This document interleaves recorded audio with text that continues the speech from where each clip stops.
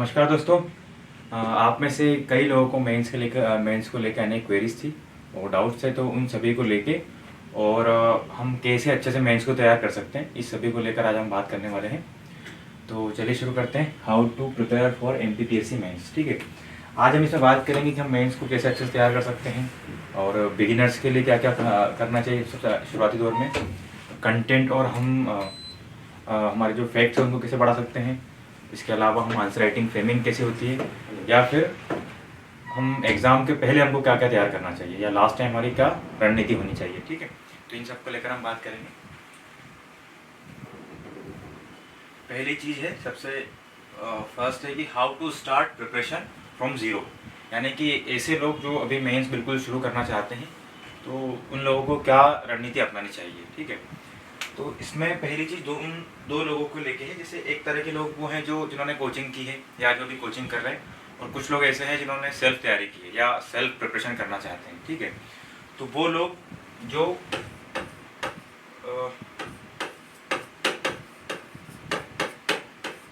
Coaching कर रहे हैं, उन लोगों के लिए सबसे पहली चीज़ ये है कि जहाँ भी वो पढ़ रहे हैं, सबसे पहले मेंस को सिलेबस को अच्छे से पढ़ ले। यानी कि जो भी टीचर उनको पढ़ा रहे हैं, जो भी सब्जेक्ट पढ़ा रहे हैं, उन सभी को अच्छे से टॉपिक वाइज या फिर यूनिट वाइज या सब्जेक्ट वाइज अच्छे से उनको तैयार कर ले। यानी कि सबसे पहली हमारी ज़रूरत होती है वो सिलेबस को लेके हमारी बेसिक अंडरस्टैंडिंग का होना। यानी कि सिलेबस में जो जो टॉपिक लिखे हैं उनके बारे में हमारे पास प्रॉपर इन्फॉर्मेशन होनी चाहिए, उनके बारे में हमको समझ होनी चाहिए। उसके बाद फिर हम आगे उसका कंटेंट कैसे बनाना है, आंसर राइटिंग कैसे करनी है, उन पर हम बात करते हैं। लेकिन सबसे पहले जो बेसिक चीज़ है वो है कि जो मेंस का सिलेबस है वो हमारा कितना अच्छे से प्रिपेयर है। तो जो लोग कोचिंग कर रहे हैं उनको सबसे पहले जो भी टीचर पढ़ा रहे हैं उनको अच्छे से पढ़ना है, और जो भी उस टाइम पे उनको डाउट्स हैं वो क्लियर करना है। यानी कि हमको मेंस के सिलेबस को लेकर अच्छे से पूरी बेसिक इन्फॉर्मेशन बनानी है। क्लियर? इसके अलावा वो लोग जो कोचिंग नहीं कर रहे हैं या फिर सेल्फ तैयारी कर रहे हैं मेंस की, ठीक है, तो उनको क्या करना है कि सिलेबस के अकॉर्डिंग जो भी सोर्स हैं उनको इकट्ठे करने हैं। सबसे पहले सोर्सेज में ऐसे सोर्स जिनकी लैंग्वेज ईजी हो। यानी कि अगर आप खुद से तैयारी कर रहे हैं मेंस की और खुद से आप नोट्स पढ़ रहे हैं, तो सबसे ज़रूरी चीज़ क्या है इसमें कि कंटेंट तो होना ही चाहिए उसमें, साथ ही उसकी भाषा ऐसी है जो आपको आसानी समझ में आ सके। क्लियर है? और इसके अलावा हम जैसे ऐसे टॉपिक्स हैं कुछ जहाँ पे हमको उतनी सी समझ नहीं बन पा रही है या कुछ समझने में प्रॉब्लम आ रही है, तो वहाँ पे फिर हमको इंटरनेट की या हमारे आसपास जो लोग मेंस की तैयारी कर रहे हैं या कर चुके हैं उनकी हमको इसमें हेल्प ले लेनी चाहिए। ठीक है, ताकि एक पूरे सिलेबस को लेकर बेसिक अंडरस्टैंडिंग बन जाए हमारी। ठीक है, तो पहला काम क्या करना है, पूरे सिलेबस को लेके अच्छे से तैयार करना है, अच्छे से पढ़ना है, और हर टॉपिक वाइज हमारे पास एक प्रॉपर इन्फॉर्मेशन का होना बहुत ज़रूरी है। ठीक है, इसके बाद हम फिर आगे कि हमको कैसे उनका कंटेंट प्रिपेयर करना है, कैसे नोट्स बनाने हैं, कैसे हमको आंसर राइटिंग की तैयारी करनी है, और कैसे हमको लास्ट टाइम एग्जाम की रणनीति बनानी है, सब बात की चीज़ें हैं। ठीक है, इसमें हमको एक चीज़ और करनी है कि जब भी आप जैसे मान लो आप कोचिंग कर रहे हैं या किसी कोचिंग संस्थान में आप मेंस की तैयारी कर रहे हैं, तो साथ में आपको जो उस टाइम क्लास टेस्ट चलते हैं या क्लास में जो आंसर राइटिंग होती है उनको स्किप नहीं करना है। यानी कि जब हम पढ़ते हैं उस टाइम पे जो क्लास टेस्ट चल रहे हैं, क्योंकि उस टाइम हमारा पढ़ा हुआ है और उस टाइम जो टेस्ट हो रहे हैं, अगर उनको हम लगाते हैं तो हमको वहाँ पे एक्चुअल प्रॉब्लम समझ में आती है कि हमको पढ़ने के बाद लिखने में दिक्कत कहाँ आ रही है, तो उस टाइम पे हम उन प्रॉब्लम को सॉल्व कर सकते हैं। इसके अलावा एक चीज़ दिक्कत ये आती है कि मान लो जब हम क्लास ले रहे हैं किसी से, वो क्लासेस 5-6 क्लासेस एक साथ चलती है, तो एक साथ 5-6 सब्जेक्ट को समझना, उनके नोट्स बनाना संभव नहीं हो पाता है।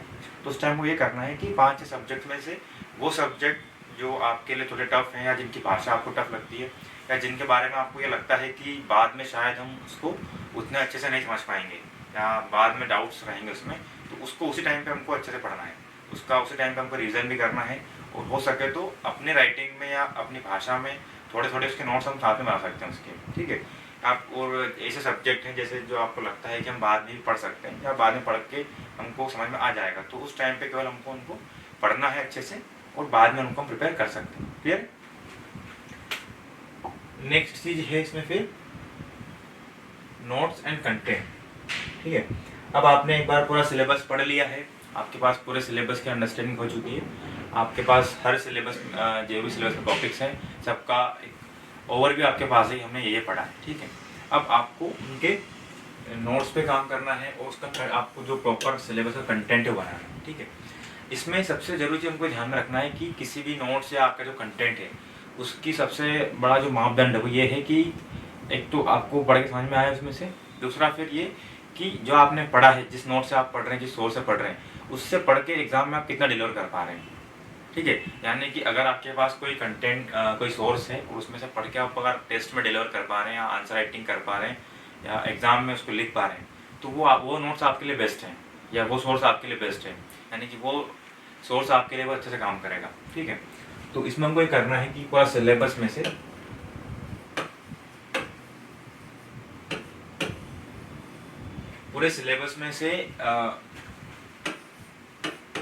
ऐसे टॉपिक या ऐसे सब्जेक्ट, जैसे मान लो अब आपने पूरा पढ़ चुके हैं एक बार आप मेंस को, तो वो टॉपिक या वो वाले सब्जेक्ट जहाँ पे आपको लगता है कि जिन सोर्स से आपने पढ़ा था उसको इनिशियली या जिस कोचिंग संस्थान से आपने तैयारी की थी उसके नोट्स आप देख रहे हैं, तो वो टॉपिक जिनको आप यहाँ से पढ़ के आपको समझ में आ चुका है और यहाँ से पढ़ के आप लिख सकते हैं, तो हमको इनके नोट्स बनाने की उस टाइम पर आवश्यकता नहीं है। देखिए, नोट्स बहुत ज़रूरी होते हैं, अगर आपके खुद के नोट्स बने रहते हैं तो आपको बहुत हेल्पफुल होते हैं रिवीजन करने में, बार बार याद करने में, लेकिन हमारे लिए पॉसिबल ये नहीं है कि हम एग्ज़ाम की प्रिपरेशन के दौरान एग्ज़ाम भी देते रहें और सारे नोट्स भी बना लें।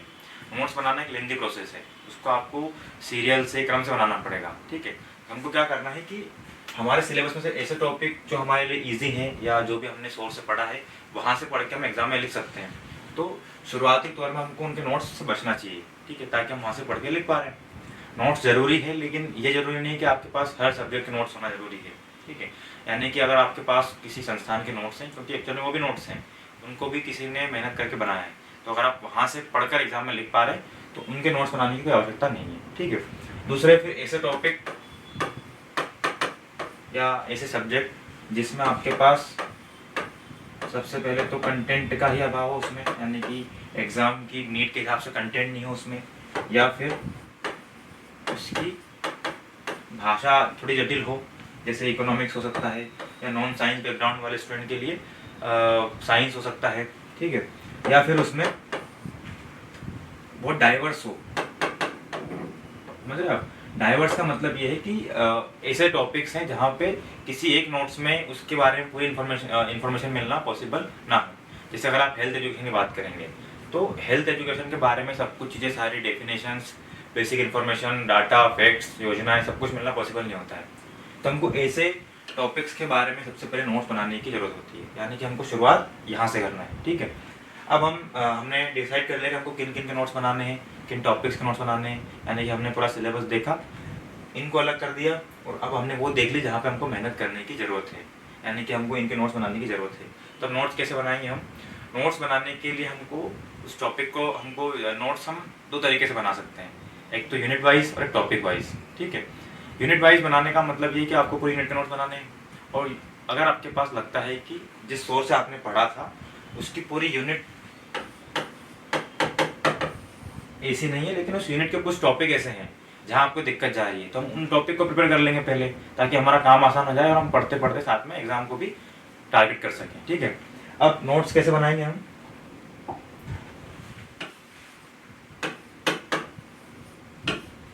ठीक है, अब नोट्स बनाने की प्रोसेस क्या है?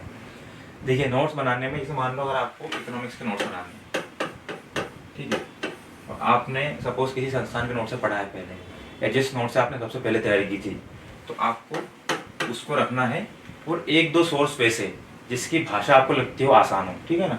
हम एक दो सोर्स की और अदर सोर्स की भी हेल्प इसमें ले सकते हैं, और थोड़ा बहुत इंटरनेट, ठीक है, क्लियर है। तो इन तीन चीज़ों की हमको हेल्प लेनी है इसमें, ठीक है। तो हमने हमारा जो पहला बेसिक सोर्स था उसको पढ़ा, वहाँ से हमने जितना समझा था उसको ध्यान में रखा, फिर उसमें जो कमी थी उसको हम इस सोर्स से पूरी करेंगे, ठीक है। उसके बाद हमको डाटा या कंटेंट चाहिए, तो उस टाइम पे उस टॉपिक में जो भी डाटा या कंटेंट चाहिए उसको हम इंटरनेट से ढूंढकर वहाँ पे ऐड कर देंगे, ठीक है। अब आपके पास 2-3 सोर्सेज हैं, तो ये इनिशियल आपके कंटेंट तैयार करने के लिए ज़रूरी है, लेकिन आप हर बार जब भी एग्जाम के लिए तैयारी करेंगे, रिविजन करेंगे, तो आप 3 सोर्स से नहीं पढ़ सकते, तो आपको इन तीनों को मर्ज करके एक बनाना पड़ेगा, ठीक है। और इसके अलावा कोई चीज़ ध्यान में रखनी है, जैसे मान लो हम इकोनॉमिक्स पढ़ रहे हैं या इकोनॉमिक्स हमको नोट्स बनाने हैं, कोई टॉपिक आता है मान लो कि नेशनल इनकम वाला टॉपिक आता है, ठीक है। अब नेशनल इनकम की एक डेफिनेशन इसमें है, एक डेफिनेशन हमको अदर सोर्स में 2-3 सोर्स हमने देख लिए, तो इस तरह से 2-3 तरह से उसकी डेफिनेशन है, ठीक है। तो हम 2-3 डेफिनेशन को एक साथ याद नहीं कर पाएंगे, और हर बार हम 2-3 डेफिनेशन पढ़ेंगे तो एग्जाम में किसी एक डेफिनेशन को अच्छे से लिख पाना उतना आसान नहीं होता है। फिर हमको क्या करना है कि इसको मिला के या इन दोनों में से इसी डेफिनेशन जो आपको इजी लगती हो और जो पूरे कंटेंट को कवर करती हो, दूसरा, या फिर इन दोनों को मिला के हम खुद की एक प्रॉपर डेफिनेशन बनाएंगे और उसको लिख के रख लेंगे, यानी इसको फाइनल कर देंगे। अब हमको आगे जब भी उसके बारे में प्रिपरेशन करनी है या हमको टॉपिक तैयार करना है तो हमको ये वाली डेफिनेशन ही पढ़ना है, क्लियर। इसके अलावा जैसे मान लो हम लोक प्रशासन की बात करें, क्लियर। अब लोक प्रशासन में बहुत सारे टॉपिक्स हैं, जैसे कि शक्ति, सत्ता, इस तरह के बहुत सारे इसमें टॉपिक दे रखे हैं। तो हमको इस टॉपिक पे क्या क्या तैयार करना चाहिए। हम सबसे पहले एक डेफिनेशन बनाएंगे प्रॉपर इसकी। अब आप कोई भी नोट्स देखेंगे तो उस नोट्स में हर टॉपिक की या हर इसकी हेडिंग की 3 या 4 डेफिनेशन आपको मिल जाएगी उसमें से। लेकिन अगर आप 3-4 डेफिनेशन को हर बार पढ़ेंगे तो किसी एक डेफिनेशन को फाइनल करना मुश्किल होता है। तो हम उसमें से जो बेस्ट हो, जो इसको अच्छे से डिफाइन करती है, उसको हमको फाइनल करके एक डेफिनेशन बनानी है, क्लियर। अब इसमें हम अनुमान लगाएंगे या प्रीवियस क्वेश्चन देखेंगे कि यहाँ से किस तरह के क्वेश्चन बन सकते हैं, ठीक है। शक्ति क्या है, शक्ति के स्रोत क्या हो सकते हैं, ठीक है ना, क्या घटक है ना, क्या इसका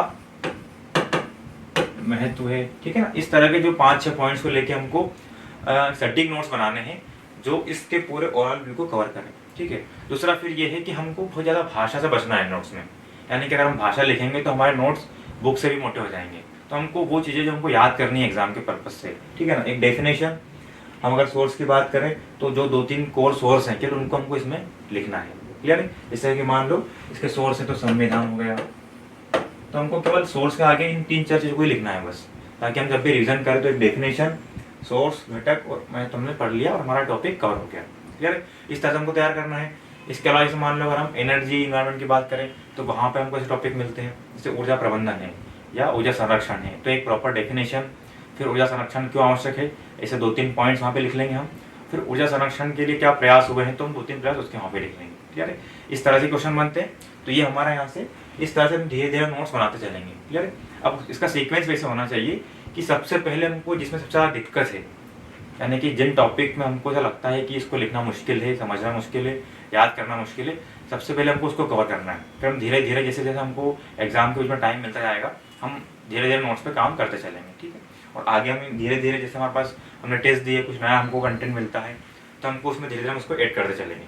तो इससे हमारा जो नोट्स है धीरे धीरे कवर होते जाएंगे, क्लियर है। चूँकि हम एग्ज़ाम देते हैं, बीच में जब हम तैयारी करते हैं, एग्ज़ाम भी होती है हमारे सामने, तो केवल नोट्स बना के हम अगर हम नोट्स ही बनाएंगे तो केवल नोट्स बनाते रह जाएंगे, हमारे एग्जाम को हम टारगेट नहीं कर पाएंगे। तो हमको सबसे पहले जिसकी ज़रूरत है उसके नोट्स बनाएंगे, एग्जाम टारगेट करेंगे, जैसे एग्जाम का टाइम मिलता है फिर हम नोट्स पे आगे बढ़ेंगे, क्लियर है। ये हो गया। हमको बस ध्यान ही रखना है कि नोट्स में सबसे जो जरूरी है वो इसकी भाषा, यानी कि हमको भाषा ऐसी रखनी है कि जो हमको पढ़ने में हर बार आसान लगे और जब हम एग्जाम में लिखें तो हमको उस भाषा में लिख सकें वहाँ पे। क्योंकि अगर हम देखें तो हमारे पास जो क्वेश्चन लिखने का फॉर्मेट है वो 3 और 5 में 5 मार्कर में ज़्यादा है, ठीक है। 11 नंबर में केवल हमारे पास 5 क्वेश्चन है, हमको जो भाषा की जरूरत पड़ेगी 11 नंबर में ही पड़ेगी बस, ठीक है। ज़्यादातर जो हमारे आंसर है वो बिल्कुल टू द पॉइंट्स होंगे, फैक्चुअल होंगे। तो हमको भाषा हमको बहुत ईजी रखनी है, हमको बहुत बुकिश लैंग्वेज से बचना है उसमें, क्योंकि हम अगर बुकिश लैंग्वेज में ही नोट्स बनाएंगे तो हर बार पढ़ने में, समझने में दिक्कत जाएगी, फिर उस जो समझा हुआ है उसको उसी भाषा में लिखना और मुश्किल हो जाएगा, क्लियर है।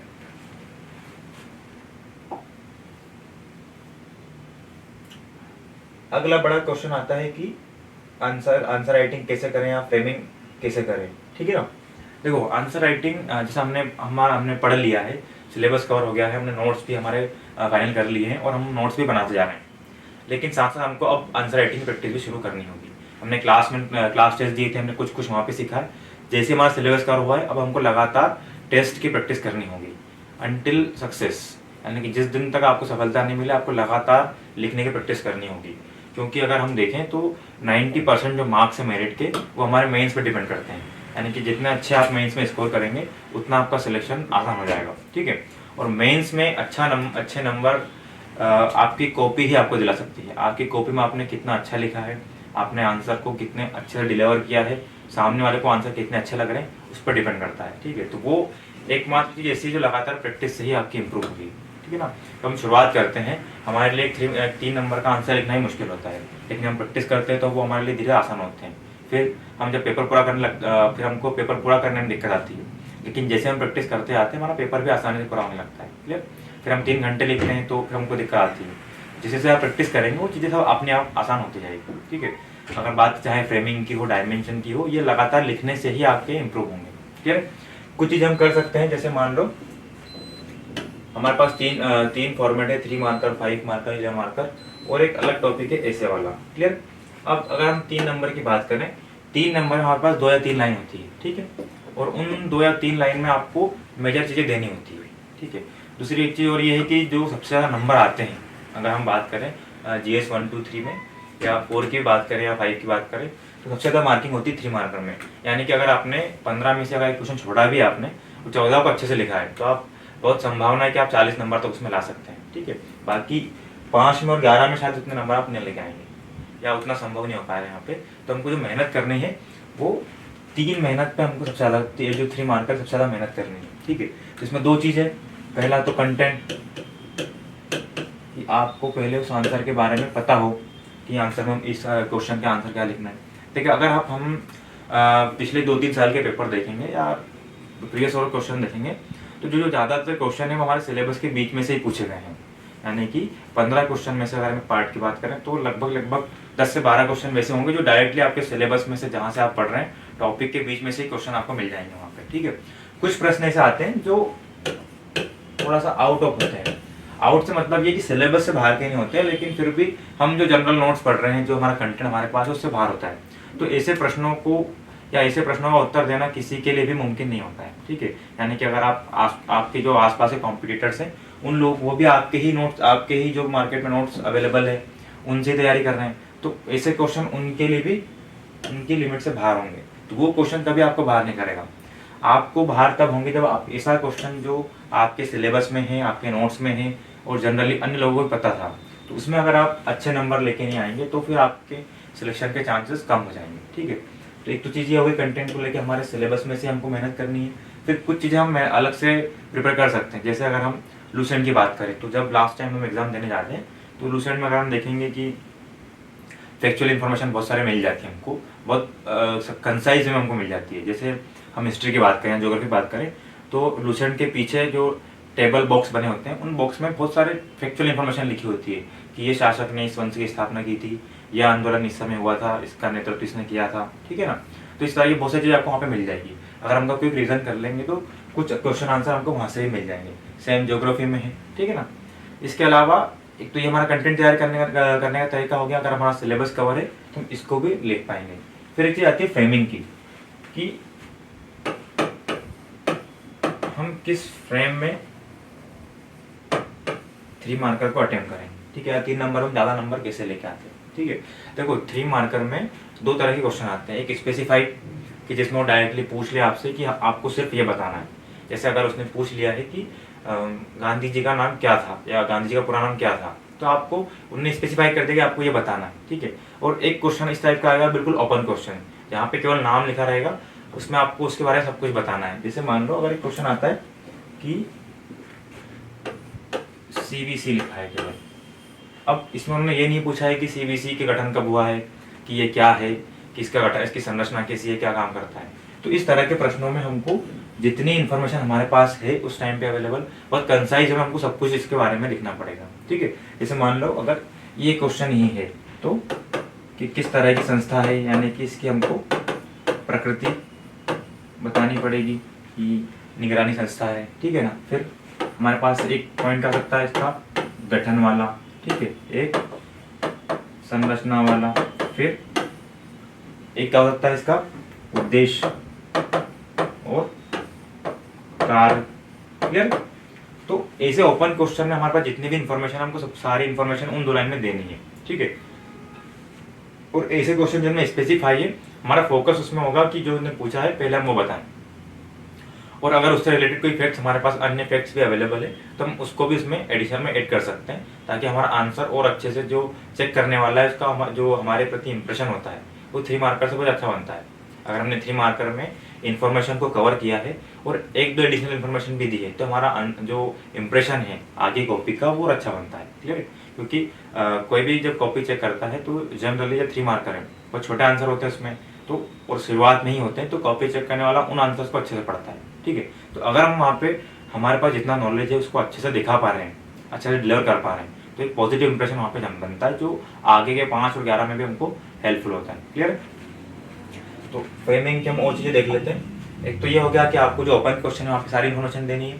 फिर एक चीज़ होती है कि हमारे पास जो कुछ सर्टन सब्जेक्ट्स हैं वहाँ पे कुछ सर्टन फ्रेमिंग होती है, डिमांड होती है उसकी, तो उसके अकॉर्डिंग हम आंसर करेंगे तो हमारे आंसर में और भी अच्छी जो सटीकता है वो आ पाएगी। जैसे अगर हम हिस्ट्री की बात करें, इतिहास में जनरली क्वेश्चन क्या बनते हैं, किसी व्यक्ति का नाम, हिस्टोरिकल फिगर, शासक या कोई प्रशासक रहा हो उसके बारे में, ठीक है ना, या फिर किसी घटना के बारे में या किसी युद्ध के बारे में, किसी संधि के बारे में, है ना, या फिर किसी जगह के बारे में पूछ लेगा वो। तो आपको इसमें क्या बताना है सबसे पहले इतिहास में कि जैसे मान लो अगर ये क्वेश्चन आता है अशोक के बारे में, केवल लिखा है सम्राट अशोक या किसी भी व्यक्ति के बारे में लिखा है या भगवान बुद्ध के बारे में लिखा है, तो हमको क्या बताना है कि किस टाइम का है ये, किस वंश का है, तो मौर्यकालीन या मौर्य वंश का शासक। ठीक है, क्लियर है? या 4वीं सदी ईसा पूर्व, 2री सदी ईसा पूर्व मौर्यकालीन शासक। क्लियर है? अब और क्या बता सकते हैं इसमें, हमारे पास 2 लाइन है तो इसकी उपाधि हम लिखेंगे और आगे जो उपाधि वो लिख देंगे इसमें। ठीक है, इसके अलावा इसका योगदान क्या रहा इतिहास में, ठीक है ना, तो जो इसने युद्ध लड़े हैं या युद्ध जीते हैं वो, या कोई नई व्यवस्था चालू की है तो हम वो लिखेंगे, जैसे इसने धर्म का आरंभ किया था, तो इस तरह से हमको इसको मेंशन करना है। या फिर इसका एक कॉमन पॉइंट विशेष वाला कि अशोक के नाम पर हम अशोक चक्र देते हैं, ठीक है ना, इस तरह की चीज़ हम इसमें ऐड कर सकते हैं। क्लियर है? अगर मान लो कोई युद्ध के बारे में आता है तो हमको बताना है कि पक्ष बताने हैं कि किन पक्षों के बीच में युद्ध हुआ था, फिर युद्ध का कारण क्या था, युद्ध का परिणाम क्या था, और इतिहास में या भारतीय इतिहास में या विश्व इतिहास में इस युद्ध का क्या महत्व रहा है। ठीक है, सेम अगर किसी संधि के बारे में पूछा जाता है तो हमको बताना है कि किन 2 पक्षों के बीच में हुई, कब हुई, क्या इसके प्रावधान थे, क्योंकि संधि है तो कुछ ना कुछ प्रावधान रहे होंगे, तो क्या प्रावधान थे और उसका क्या परिणाम निकला। तो इसे हमारे पास हर सब्जेक्ट की कुछ एक सर्टन फ्रेम हमारे माइंड में होनी चाहिए, ताकि अगर हमारे पास जब हम क्वेश्चन को देखें तो उस फ्रेमिंग के अकॉर्डिंग हम जल्दी जल्दी आंसर को अच्छे से कवर कर पाए। ठीक है, अगर हम भूगोल की बात करें तो भूगोल में किसी पर्वत, पठार, नदी या किसी भौगोलिक उपभाग, है ना, या फिर किसी ज्योग्राफिकल कॉन्सेप्ट के बारे में हमसे पूछा जाएगा। इसमें जो जनरली 3 मार्क होते हैं वो इसमें आते हैं, या जलवायु के टाइप। तो हमको क्या लिखना है कि जैसे मान लो हम किसी पर्वत की बात कर रहे हैं ना, या कोई पर्वत हमसे पूछा जाता है 3 मार्कर में, तो क्या क्या चीज बताएंगे हम कि किस महाद्वीप में या किस देश में इसकी अवस्थिति है। क्लियर है? फिर ये किस प्रकार का पहाड़ है ना, कि संग्रहित पर्वत है कि वलित पर्वत है ना, फिर इसकी क्या क्या चोटियां हैं। क्लियर है? इसके अलावा इसका निर्माण किस टाइम पे हुआ था, अगर हम पता है किस प्रकार की चट्टानों से निर्माण हुआ है, और फिर इसका महत्व कि इसमें से कौन सी नदियों का उद्गम है, ठीक है, या कोई सा खनिज अगर हमको मिलता है तो वो सब चीज़ें हम इसमें मेंशन कर सकते हैं। सेम अगर किसी नदी के बारे में पूछा जाता है तो हमारे पास क्या क्या फ्रेमिंग पहले से प्रिपेयर होनी चाहिए कि नदी किस क्षेत्र की है, उद्गम क्या है, मुहाना क्या है, लंबाई क्या है, सहायक नदियाँ क्या है, कौन कौन से नगर से किनारे बसे हैं, और कोई विशेष पॉइंट, जैसे अगर हम दामोदर नदी की बात करें तो जैविक मरुस्थल की उपसंज्ञा दी जाती है ना, तो इस तरह के हम विशेष पॉइंट इसमें ऐड कर सकते हैं। सेम ये हिस्ट्री ज्योग्राफी का हो गया। अगर हम बात करें पॉलिटी का, तो पॉलिटी में जनरली क्या आएगा कि संविधान का कोई आर्टिकल, कोई भाग, या कोई उसका महत्वपूर्ण कोई कॉन्सेप्ट हमसे पूछ लिया जाएगा, या कोई समिति हमसे पूछ ली जाएगी, तो हमको उसको उस तरह से डील करना पड़ेगा फिर। और ये सब चीज़ हमको पहले से जब हम टेस्ट लिखते हैं हमको उस टाइम प्रिपेयर करना पड़ेगा। देखिए, जब मेंस एग्जाम होती है उसमें आपके पास टाइम बहुत कम होता है, तो अगर आपके पास समय कम है तो आप वहाँ पर सोच के या उस दिन कुछ नया नहीं कर पाएंगे। आपको जो भी वहाँ पे अच्छा करना है उसकी प्रैक्टिस पहले टेस्ट में करनी पड़ेगी। यानी कि जो जो आपको करना है वो सब कुछ आपको पहले टेस्ट में अच्छे से एक बार टेस्ट करना पड़ेगा, उसमें अपने आप को ट्रेन करना पड़ेगा। तो ये सब चीज़ों के लिए आपको लगातार प्रैक्टिस करनी पड़ेगी, तब जाके सारी चीज़ें आपको एक मेन एग्जाम में नेचुरली वहाँ पे आ पाएगी। क्लियर? तो 3 मार्कर को हमको इस तरीके से मेंशन करना है, ठीक है। और अगर कोई स्पेसिफाइड क्वेश्चन आता है या अगर पूछा जाता है कि मध्य प्रदेश की जनसंख्या क्या है, तो आपने जनसंख्या बता दी कि जनसंख्या इतनी है, लेकिन हमारे पास अगर एडिशनल फैक्ट्स है कि जनसंख्या के आधार पर मध्य प्रदेश का देश में इतना स्थान है, जनसंख्या में इतने प्रतिशत पुरुष है, इतने प्रतिशत महिला है, तो ये हमारे एडिशनल फैक्ट्स हैं जो हमारे आंसर को और अच्छे से कवर अप करते हैं या और लोगों से अच्छा बनाते हैं। और एक्चुअल में होता क्या है कि हम बाकी अगर आंसर में एक्स्ट्रा प्रयास करेंगे तो शायद हमारे पास समय कम पड़ जाए, लेकिन 3 मार्कर में देखें हम 15 क्वेश्चन है, 1-2 क्वेश्चन तो बनते नहीं कभी कभी हमसे, और 3-4 जो ज़्यादातर क्वेश्चन ऐसे ओपन क्वेश्चन आते हैं जहाँ पे हमको सब कुछ लेना है, और 2-3 क्वेश्चन या 5 क्वेश्चन ऐसे आते हैं जहाँ आपको स्पेसिफाइड होता है। तो वहाँ पे अगर आप 1-2 फैक्ट्स एक्स्ट्रा लिख भी देंगे तो मुश्किल से आपका 1 मिनट उसमें ज़्यादा लगेगा, और वो आपके इंप्रेशन को बढ़ाएगा और आपके आंसर को और अच्छा क्वालिटी देगा, ठीक है। तो हम इतनी मेहनत इसमें कर सकते हैं। क्लियर? दूसरा है 5 मार्कर।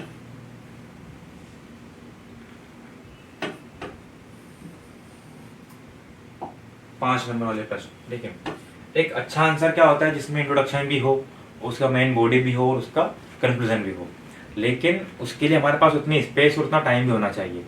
3 मार्कर में हम कभी प्रस्तावना नहीं देते हैं, कभी कंक्लूजन नहीं देते हैं, क्योंकि हमारे पास स्पेस नहीं थी। पहले 6 नंबर में जो इसके पहले वाला पैटर्न था उसमें हमारे पास पूरा पेज था, तो वहाँ पे हमको इंट्रोडक्शन, मेन बॉडी और कंक्लूजन देना अनिवार्य था, क्योंकि हमारे पास स्पेस थी, वहाँ पे स्कोप था। लेकिन अगर हम 5 नंबर वाले प्रश्नों की बात करें तो 5 नंबर वाले प्रश्न जो अब नया वाला पैटर्न है, इसमें आपके पास मुश्किल से 7 से 8 लाइन होती है और लाइन के बीच में गैप भी बहुत कम होती है। तो अगर आप इसमें अनावश्यक प्रस्तावना, कंक्लूजन देने की कोशिश करेंगे, देना चाहिए एक आंसर के लिए, लेकिन हमारे पास स्कोप नहीं है, हमारे पास स्पेस नहीं है।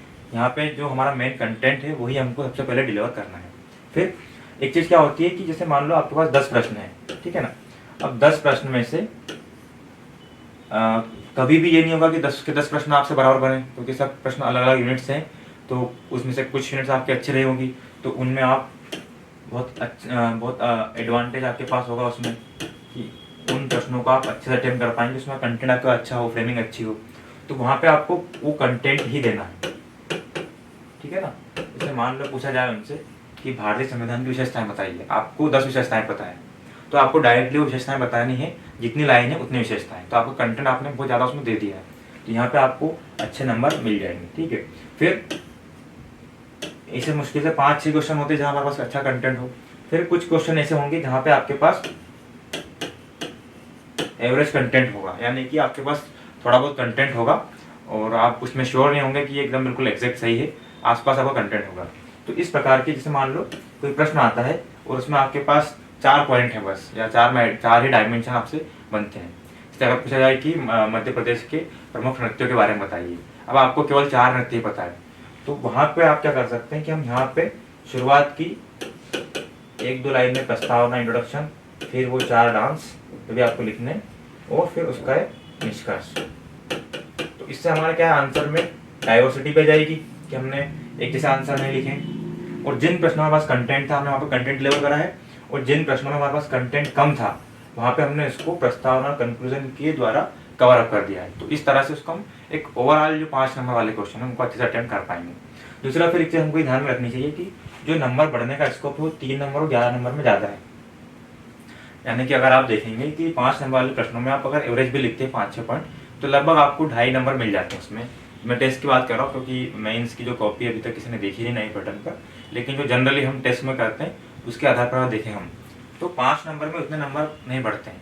यानी कि अगर आप अच्छे से कंटेंट को टाइम लेकर भी लिखेंगे तो आपको कभी भी बहुत कम चांस होगा कि 4 नंबर मिलेंगे, बहुत से बहुत होगा तो आपको 3 से 3.5 नंबर मिल जाएंगे, ठीक है।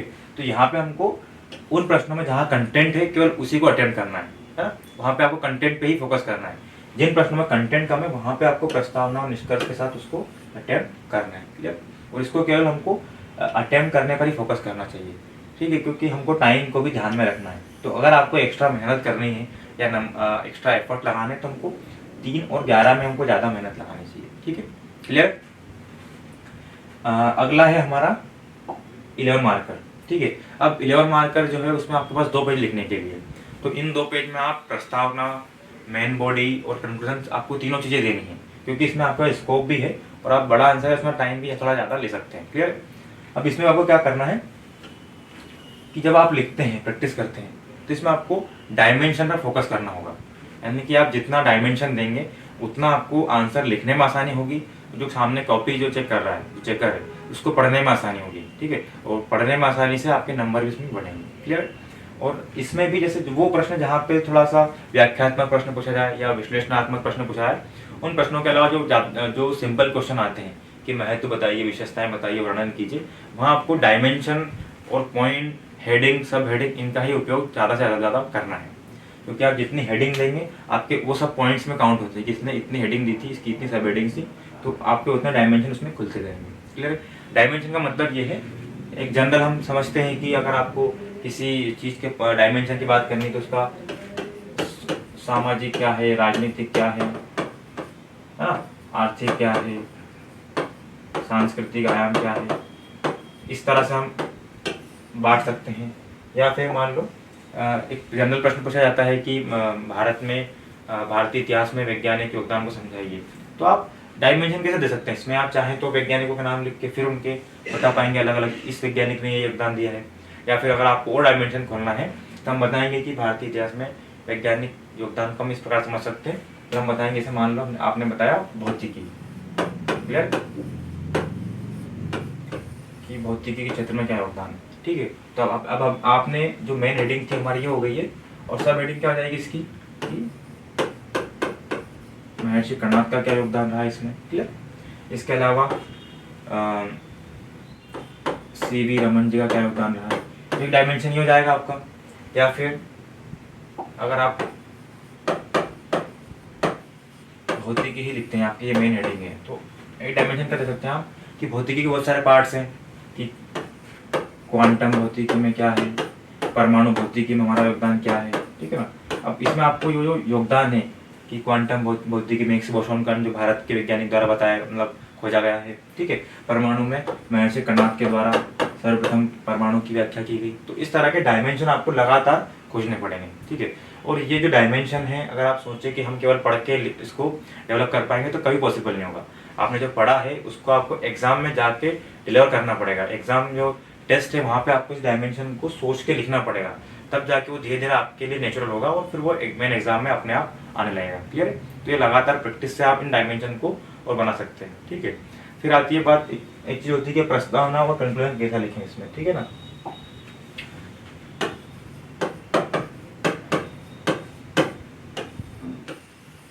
देखिए, प्रस्तावना में ज़्यादातर प्रश्न तो ऐसे होते हैं कि 2-3 पार्ट्स पूछा जाता है किसी भी 11 नंबर में। तो जो पहला होता है वो डेफिनेशन वाले होता है, मतलब हमको यहाँ पे बहुत ज़्यादा सोचना नहीं है, क्योंकि प्रस्तावना के बारे में हम कई बार सोचते हैं कि हम अच्छी प्रस्तावना बनाएंगे। अच्छा बनाने के चक्कर में हम बहुत बार थोड़ा समय ज़्यादा ले लेते हैं। ठीक है, प्रस्तावना हमारी लगभग 2 से 4 लाइन की होती है। तो अगर कोई प्रश्न ऐसा हो, इसका नेचर ऐसा हो, तो हम आपको उसको डेफिनेशन से डायरेक्टली शुरू कर सकते हैं, या उसके बारे में कोई फैक्ट है तो हम वहाँ से शुरू कर सकते हैं उसको। हमको जल्दी ही इसको शुरू करना है ताकि हम जो हमारा मेन कंटेंट है उसको हम थोड़ा टाइम दे पाए। क्लियर। तो उसमें कोई ऐसा सोचना नहीं है कि हमको कोई बहुत अलग प्रस्तावना बनानी है। ठीक है, तो जो प्रॉपर, अगर मान लो ये प्रश्न आता है कि भूकंप की बताइए कि भूकंप के निवारण के उपाय क्या क्या है ना, तो आपको क्या इसकी सबसे अच्छी डेफिनेशन प्रस्तावना होगी कि भूकंप क्या है। आपको दोलन में बताना है कि भूकंप एक प्राकृतिक कंपन या दोलन है, इसमें जान माल की हानि होती है, तो इससे हम कैसे बच सकते हैं। ठीक, क्लियर। या उसकी ये विशेषता है, वो हम उसको आगे उसको हम उससे प्रस्तावना को मेन बॉडी से लिंक कर देंगे। क्लियर। और इसी तरह से निष्कर्ष भी हमारे सारे पॉइंट्स में से हम या तो एक आध पॉइंट को बचा लें कि उपरोक्त बिंदुओं के अलावा एक प्रमुख बिंदु यह भी है, तो ये हमारा निष्कर्ष हो सकता है। या कोई प्रॉब्लम की बात कर रहे हैं तो सोल्यूशन क्या होगा उसका, या सरकारी प्रयास क्या है, या क्या सुझाव हो सकते हैं। इस तरह से एक जनरल एक हमको उसका निष्कर्ष लिख के आगे बढ़ जाना है। फोकस हमारा जो रहेगा वो मेन कंटेंट पे रहेगा, हमको जो मार्क्स है वो हमारे इस कंटेंट के ही मिलेंगे। क्लियर। तो इस तरह से हमको उसको तैयार करना है। नेक्स्ट आता है हमारा एसे। ठीक है, आंसर राइटिंग में सबसे जो इसके बाद आता है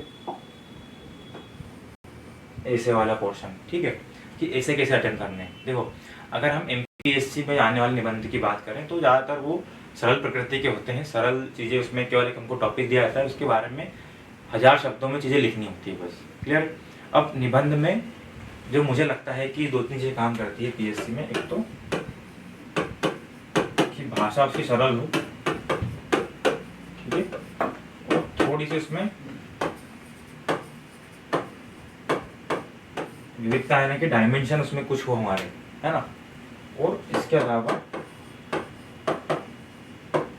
फैक्ट्स या फिर कोट्स या फिर एग्जाम्पल अगर हमने उसमें यूज़ किए हैं, यानी कि अगर हम कोई आर्ग्यूमेंट उसमें दे रहे हैं, कोई बात समझा रहे हैं, तो उसके साथ में अगर कोई फैक्ट्स दे पा रहे हैं, कोई कथन दे पा रहे हैं, कोई एग्जाम्पल दे पा रहे हैं, तो वो वाला हमारा आंसर और अच्छा हो जाएगा। क्लियर।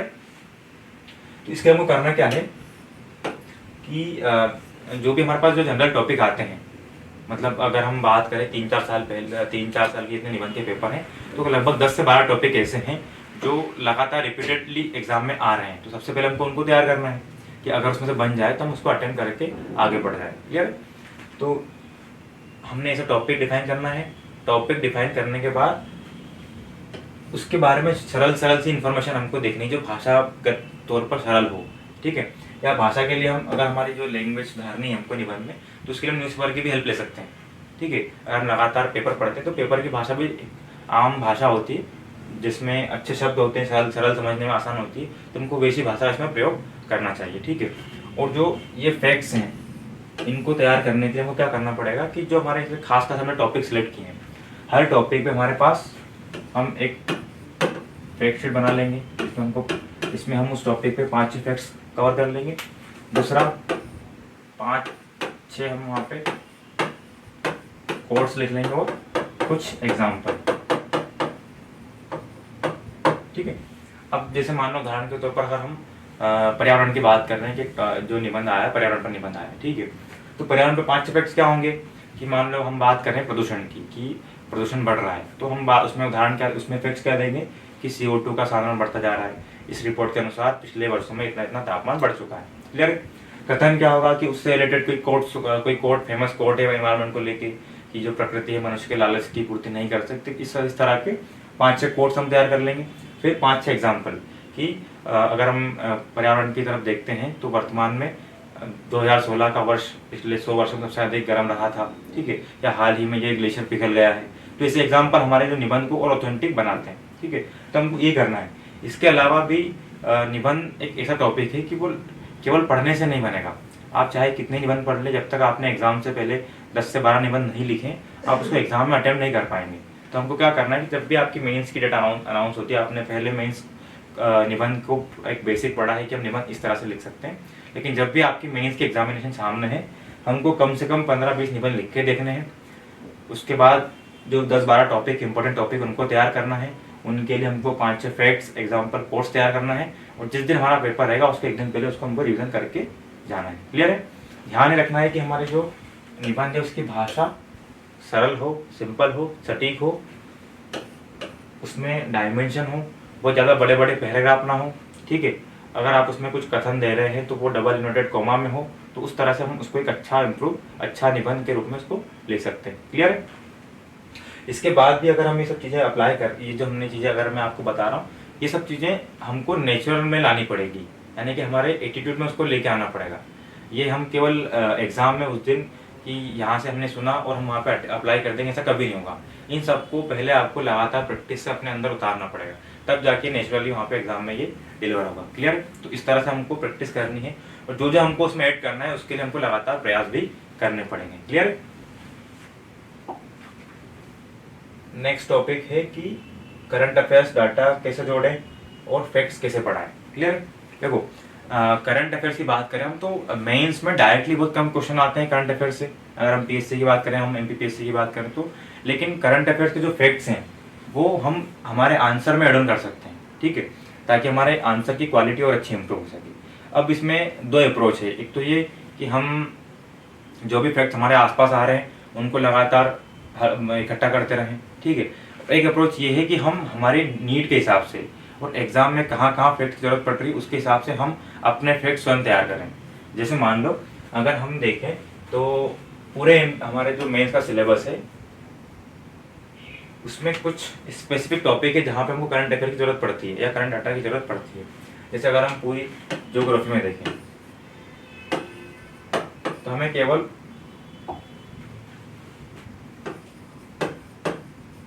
खनिज वाले टॉपिक में डाटा चाहिए हमको, ठीक है। पेपर 2 में अगर हम देखें तो हेल्थ, एजुकेशन और अन्य जो सोशल सेक्टर से वृद्ध महिलाएं, बच्चों से संबंधित कुछ योजनाएं हैं तो वो हमको यहाँ पे ऐड करना है, ठीक है। पेपर 3 में देखें हम तो एनवायरनमेंट,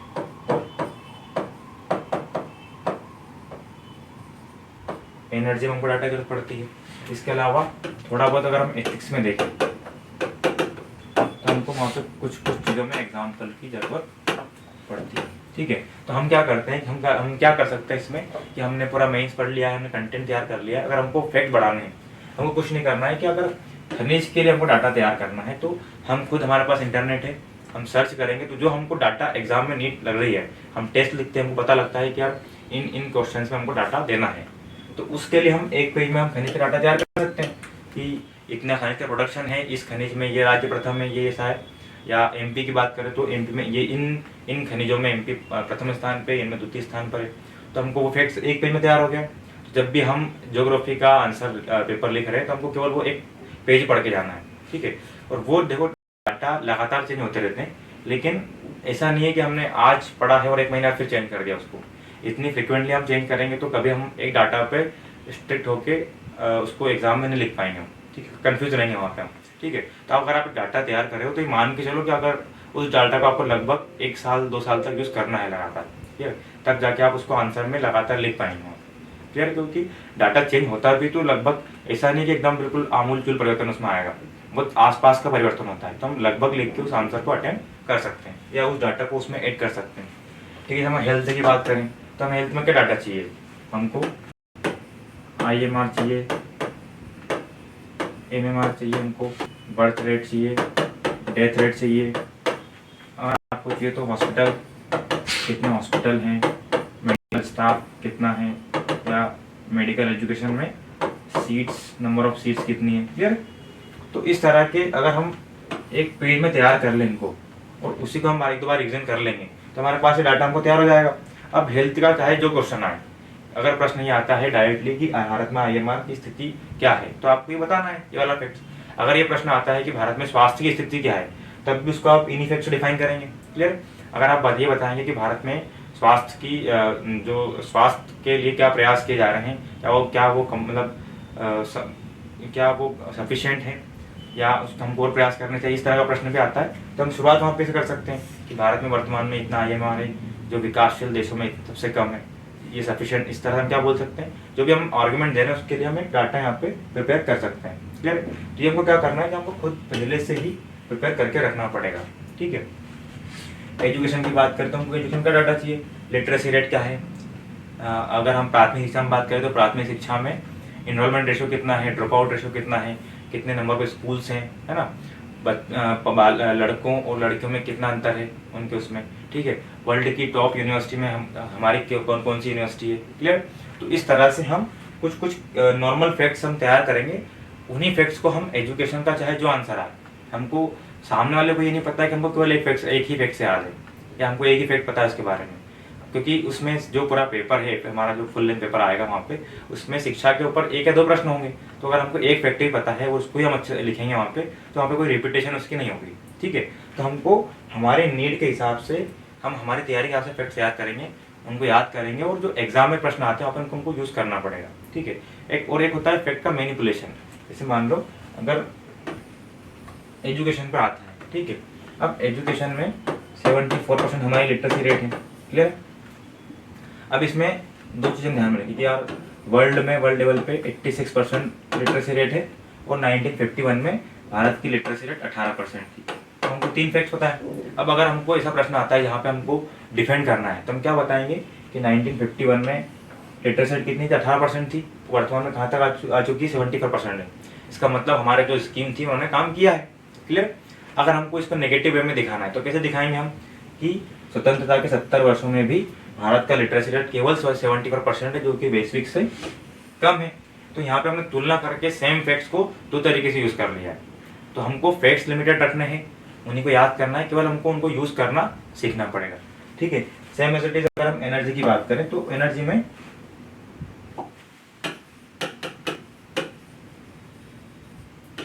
आपको क्या डाटा चाहिए, एक तो हमारी क्षमता कितनी है ना, एक तो वर्तमान क्षमता कितनी है और संभावित कितनी हो सकती है, क्लियर है। इसके अलावा दो पोर्शन में कि परंपरागत कितना है हमारा और रिन्यूएबल कितना है, ठीक है। इसके अलावा हम कितना, मान लो अगर हम इसकी बात करें तो हम कितना इंपोर्ट कर रहे हैं बाहर से, क्लियर। इसके अलावा हमारे लक्ष्य कौन कौन से हैं एनर्जी के। अब यही हम इन्हीं फैक्ट्स को हम हर एनर्जी का जिस प्रकार के भी क्वेश्चन आएंगे हम उनका टाइम यूज कर सकते हैं। हम अगर ये प्रश्न आता है कि भारत में ऊर्जा की स्थिति को समझाइए तो हमको ये फैक्ट्स यूज करना है। भारत में ऊर्जा के भविष्य के परिदृश्य को बताइए तो भी हमको यही फैक्ट्स यूज करने हैं कि आज इतना है, भविष्य में इतना हो सकता है, हमारा गोल इतना है, क्लियर। हमको उसकी मान लो ये पूछा जाता है कि ऊर्जा संरक्षण का महत्व समझाइए तो हमको बताना है कि हमारी संभावित क्षमता इतनी है लेकिन हम वहीं तक पहुँच पाएँ, क्या हम अभी हमारे पास इतना लिमिटेड एनर्जी कैपेसिटी है, तो अगर इसमें हमको इतनी बड़ी पॉपुलेशन को सेटिस्फाई करना है तो हमको ऊर्जा संरक्षण हमारे लिए आवश्यक है, ठीक है। तो क्वेश्चन चाहे जो हो, हमारे पास फैक्ट हमको एक लिमिटेड उस टॉपिक की नीड के हिसाब से प्रिपेयर करना है और उनको यूज़ करना सीखना पड़ेगा, ठीक है। जैसे मान लो एक चीज़ और इसमें देख लेते हैं हम कि सौर ऊर्जा है, ठीक है। अब सौर ऊर्जा में क्या क्या फैक्ट हो सकते हैं, एक तो क्षमता कितनी है, वर्तमान और भविष्य क्षमता कितनी है, ठीक है। और उसके अलावा अगर हम एमपी की बात करें तो कि सौर ऊर्जा उत्पादन में मध्य प्रदेश की रैंक क्या है, ठीक। मेजर प्रोजेक्ट्स कौन कौन से हैं। अब सौर ऊर्जा पे चाहे जो प्रश्न आ जाए, स्थिति क्या है, भविष्य की क्षमताएं बताइए, इसके विकास पर इसके मध्य प्रदेश में सौर ऊर्जा के विकास पर प्रकाश डालिए, ठीक है। तो हमको इन्हीं फैक्ट्स को यूज़ करना है, इसमें हमको अलग से कोई अलग फैक्ट हमको यूज़ नहीं करना है। सेम फैक्ट्स को हम सभी प्रश्न में हमारी समझ के अनुसार उसको वहाँ पे यूज़ करके हमारे आंसर को अच्छा बना सकते हैं, क्लियर। तो हमको फैक्ट्स के पीछे नहीं भागना है, फैक्ट्स को हमको कलेक्ट करके हमारी एग्जाम क्वेश्चन की नीड के अकॉर्डिंग उसको हमको वहाँ पे यूज़ करना है और फैक्ट्स का थोड़ा बहुत मैनिपुलेशन करके उसको हमको यूज़ करना है, क्लियर। तो इससे हमारा काम क्या आसान होगा कि हमने जो एक फैक्ट याद किया है उसी फैक्ट को हम 3-4 जगह यूज़ कर पा रहे हैं, और अगर हम उसको 3-4 जगह यूज़ कर पाए तो हमको याद भी जाएंगे धीरे धीरे वो, ठीक है। और धीरे धीरे इससे हमारा एग्जाम जो कंटेंट है उसका भी इनरिचमेंट होता जाएगा, ठीक है। और एक तरीका आता है कि हम फैक्ट्स मतलब हमारे नोट्स में कैसे बढ़ाएं या फैक्ट्स को याद कैसे करें, एक बड़ा प्रश्न ये भी आता है। तो हम एक काम इसके लिए कर सकते हैं कि मान लो अगर हम पेपर पढ़ रहे हैं, ठीक है, और पेपर में हमने कोई फैक्ट पढ़ा, ठीक है। अब उस टाइम पे हम अगर उसको नोट डाउन नहीं करेंगे तो शायद वो फैक्ट हमारे माइंड से स्किप हो जाएगा, ठीक है। और हमारे लिए ये भी पॉसिबल नहीं होता है कि हम जब भी हमने कोई फैक्ट पढ़ा तो हम तुरंत उसको नोट्स में नोट डाउन करें। तो इसके लिए हम एक काम कर सकते हैं कि जैसे आप जिस टेबल पे बैठ के पढ़ रहे हैं या जहाँ भी लाइब्रेरी में जा रहे हैं वहाँ पे आप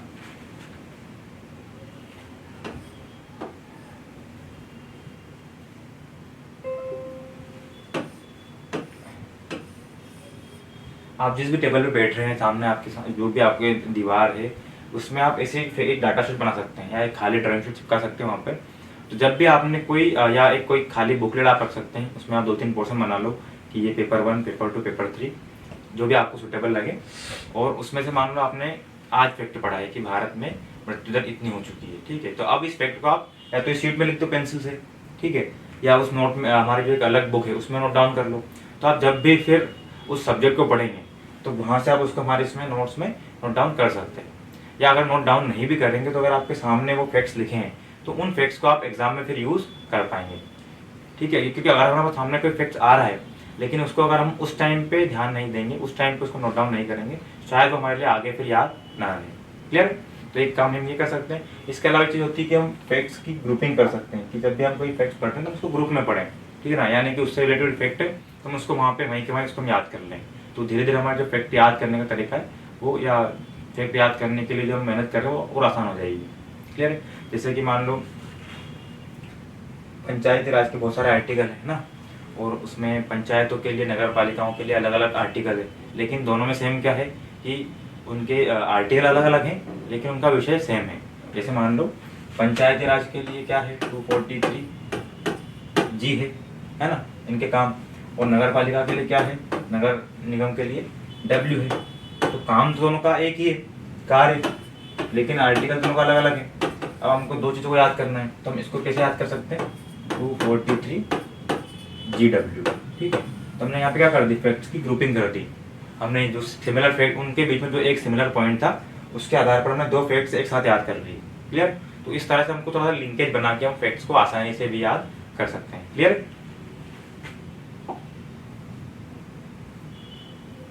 फिर है हमारा लास्ट पॉइंट, लास्ट टॉपिक, कि एग्जाम के पहले हमारी स्ट्रेटेजी क्या होनी चाहिए, ठीक है ना। अब देखो, जब भी एग्जाम मेंस की डेट अनाउंस होती है तो हमारे पास मुश्किल से 2 महीने, 2.5 महीने, 3 महीने नॉर्मली होता है। अभी जो पीएससी के कुछ रीज़न थे, इस वजह से हमको बीच में टाइम ज़्यादा मिला है, लेकिन नॉर्मली 2-3 महीने होते हैं आपके पास। तो उन 2-3 महीने में आपकी स्ट्रेटेजी क्या होनी चाहिए लास्ट टाइम पे, तो उसमें हमको दो चीज़ों का ध्यान रखना है। एक तो हमारा एग्जाम का पैटर्न क्या है, दूसरा फिर एग्जाम के पहले हमने कितना पढ़ लिया है या हमारी कैपेसिटी कितनी है, ठीक है। उन दोनों चीज़ों को ध्यान में रख के हमको हमारी एग्जाम की स्ट्रेटेजी को बनाना चाहिए। क्लियर। अब देखो, हमारे पास एग्जाम में 6 पेपर है, ठीक है। इसमें से जो हमारा निबंध वाला पेपर है, उसके लिए हमको केवल एक दिन प्रिपरेशन का टॉपिक को तैयार करना है, और बाकी टाइम हमको केवल उसको जब हम टेस्ट लिखते हैं या घर बैठ के उसको हम लिखेंगे तो हमारा वो निबंध वाला टॉपिक कवर हो जाएगा, ठीक है। इसके बाद बचता है हमारा, अगर हम बात करें 5 पेपर, ठीक है। 5 में से 1 to 3 में लिखना ज़्यादा है हमको, 4-5 में लिखना कम है। अब 4-5 में हमने पढ़ा है, उसका सिलेबस छोटा है, लेकिन फिर हमको उसको प्रिपेयर करना पड़ेगा, ठीक है। तो हम क्या कर सकते हैं कि पेपर 4 और पेपर 5, हमारे पास 2 महीने, तो जो शुरुआत के 1-2 सप्ताह है, 7 से 8 दिन, 10 दिन में हम पेपर 4-5 को अच्छे से पढ़ लेंगे, ठीक है ना। और इनमें से जहाँ हमको दिक्कत है उनको हम और अभी अच्छे से ध्यान से देख लेंगे, या कुछ छोटा है तो उसको हम कवर कर लेंगे, ताकि हमारे लिए ये पेपर 4-5 कम से कम आसानी से कवर हो जाए, और हमारा जो ओवरऑल बर्डन था 5 पेपर का, उसमें से 2 पेपर कंप्लीट हो जाए, ठीक है। आपने पेपर 4-5 दोनों कंप्लीट कर लिए, सिलेबस छोटा है तो आप आसानी से 4-5 दिन में कर लेंगे, ठीक है ना। अब एक बार करने के बाद हमको क्या करना है कि अगर हम चाहें तो, एक बार हमने कर चुके हैं, अब रिवीजन हम बाद में शायद इसका नहीं कर पाएंगे, तो हमको क्या करना है कि आप दिन में जब भी एग्जाम टाइम में 12 से 14 घंटे पढ़ रहे हैं, तो हम वो टाइम जब हमारा बाकी सब्जेक्ट में मन नहीं लग रहा है, तो हम उस टाइम पे इनको 2-2 घंटे दे सकते हैं, ठीक है ना।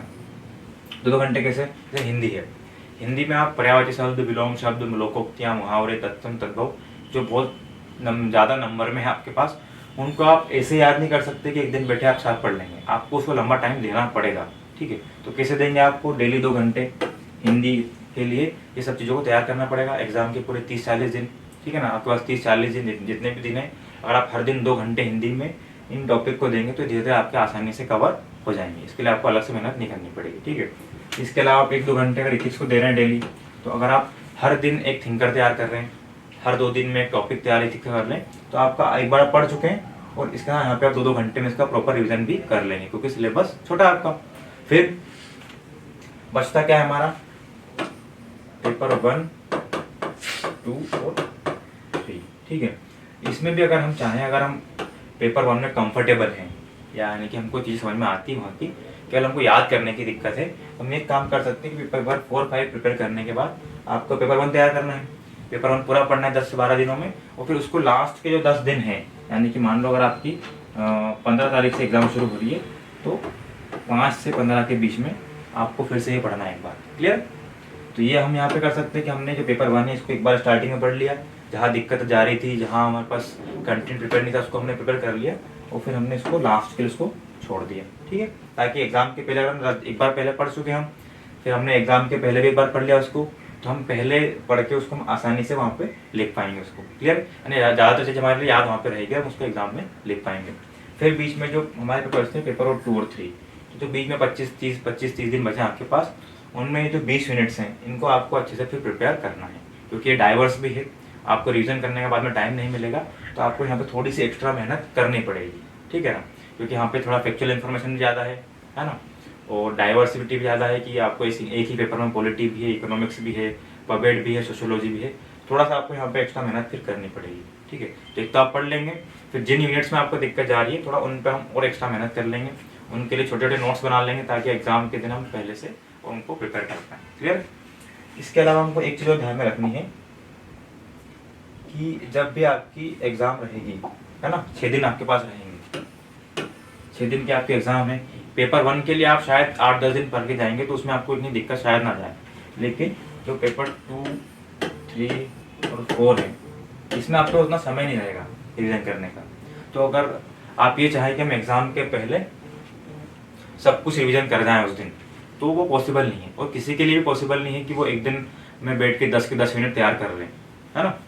तो उसके हमको क्या करना पड़ेगा कि 10 यूनिट में से, जैसे मान लो अगर आप पहला पेपर देकर आए हैं, आपको अगले दिन पेपर 2 देना है, तो इन 10 यूनिट में से कौन सी यूनिट आपको रिवीजन करके जानी है, उन यूनिट्स में से कौन से टॉपिक आपको रिवीजन करके जाने हैं, वो आपको ये एग्ज़ाम की तैयारी के जो 20-25 दिन 40 दिन मिले थे, आपको तभी पहले से फाइनल करना, डिसाइड करना पड़ेगा कि मैं एग्ज़ाम के पहले क्या पढ़ने वाला हूँ, ठीक है। जैसे मान लो हम पेपर 2 की बात करें, तो पेपर 2 में किसी के लिए पॉसिबल नहीं है कि एक दिन पहले पूरी पॉलिटी पूरा पकड़ पढ़ के जाए वो, लेकिन अगर आपको लगता है कि मैं एक दिन पहले सारे आर्टिकल रिवाइज कर सकता हूँ, तो हमको ये पहले से फाइनल करना होगा कि मैं उस दिन एग्ज़ाम देकर आऊँगा, तो अगले दिन के लिए क्या क्या पढ़ना है, कौन कौन से टॉपिक पढ़ने हैं, कौन कौन सी यूनिट्स पढ़नी है, वो हमको पहले से डिसाइड करनी होगी, ताकि हम एग्ज़ाम देकर आएँ, उनको रिविज़न करें और अगले दिन उनको हम यूज़ कर पाएँ अगले दिन एग्जाम में। क्लियर है। जैसे अगर हम पेपर 3 की बात करें, तो पेपर 3 में फिजिक्स, केमिस्ट्री, बायो लेंदी है, आप एक दिन में उसको नहीं पढ़ सकते, ठीक है।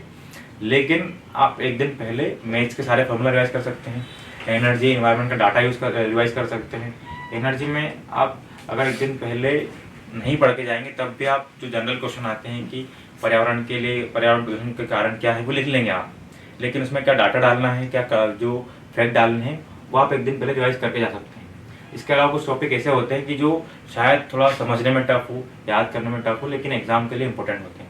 जैसे अगर हम ज्योग्राफी में बात करें, तो जो जलवायु वर्गीकरण है थोड़ा टफ पड़ता है, या जो पेपर 3 की यूनिट 10 है उसमें भूगर्भिक समय सारणी है, वो थोड़ी सी टफ पड़ती है हमारे लिए समझने में, याद करने में भी टफ पड़ती है, लेकिन चूंकि सिलेबस में डायरेक्ट मेंशन है और बहुत संभावना है कि कल हमारे पेपर में वो उसका क्वेश्चन आ सकता है, तो ये हमारी रिस्पॉन्सिबिलिटी कि हम एक दिन पहले उसको रिवाइज करके जाएँ।